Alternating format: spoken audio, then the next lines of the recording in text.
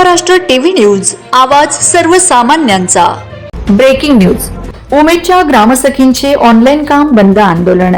विमा मानधनवाढ, ऑनलाईन कामासाठी साधने व इतर मागण्यांसाठी 15 दिवसांचा इशारा। उमेद महाराष्ट्र राज्य महिला व कर्मचारी कल्याणकारी संघटनेच्या महिला केडरच्या वतीने विविध प्रलंबित मागण्यांसाठी 24 ऑगस्ट 2026 पासून ऑनलाईन काम बंद आंदोलन सुरू करण्यात आले आहे। शासनाने मागण्यांबाबत निर्णय घेईपर्यंत पुढील 15 दिवस किंवा शासन निर्णय होईपर्यंत ऑनलाईन काम बंद ठेवण्याचा निर्णय संघटनेने घेतला आहे। गाव व प्रभाग स्तरावर कार्यरत ग्रामसखींच्या कायमस्वरूपी अपंगत्व, नैसर्गिक मृत्यू किंवा अपघाती मृत्यूच्या प्रसंगी त्यांच्या वारसांना 10 लाख रुपयांचे विमा संरक्षण अथवा सानुग्रह अनुदान देण्याचा शासन निर्णय तातडीने काढावा अशी प्रमुख मागणी संघटनेने केली आहे। तसेच नागपूर येथील बैठकीनंतर मृत्यू झालेल्या ग्रामसखींच्या कुटुंबियांना सानुग्रह अनुदान देण्याची मागणीही करण्यात आली आहे। ऑनलाईन कामाचा वाढता ताण लक्षात घेता ग्रामसखींना उमेद ऍप्लिकेशन व्यवस्थित चालणारे टॅब उपलब्ध करून द्यावेत। तसेच DAR, लखपती दिदी माहिती संकलन व पोर्टलवरील ऑनलाईन नोंदीसाठी अतिरिक्त मानधन देण्यात यावे अशी मागणी संघटनेने केली आहे। याशिवाय काही ग्रामसखींना मागील 2 वर्षांपासून प्रलंबित असलेले वाढीव मानधन तातडीने देण्यात यावे। एप्रिल ते जुलै 2026 या कालावधीतील प्रलंबित मानधनही लवकरात लवकर अदा करावे अशी मागणी करण्यात आली आहे। उमेद अभियानाला ग्रामविकास विभागाचा कायमस्वरूपी उपविभाग म्हणून मान्यता देण्याची मागणीही संघटनेने केली आहे।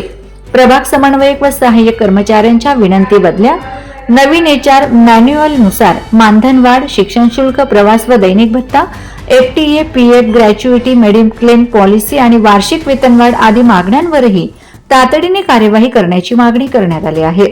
ग्रामसखींचे निश्चित मासिक मानधन 15,000 रुपये तर प्रभाग संघ स्तरावरील केडरचे मानधन 24,000 रुपये करण्याची मागणी संघटनेने केली आहे।